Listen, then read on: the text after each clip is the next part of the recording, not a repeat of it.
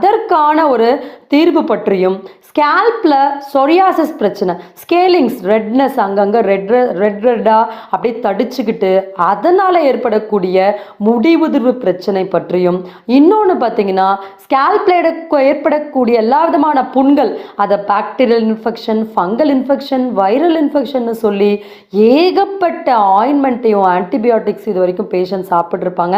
So இது எல்லாவற்றுக்குமான ஒற்றை தீர்வு எப்படி அடைய முடியும்னா, இது எல்லாவற்றுக்குமான ஒற்றை காரணத்தை நம்ம தெரிஞ்சு கொண்டால் போதும், நிச்சயமாக இதற்கான சொல்யூஷன் நம்ம எட்ட முடியும்.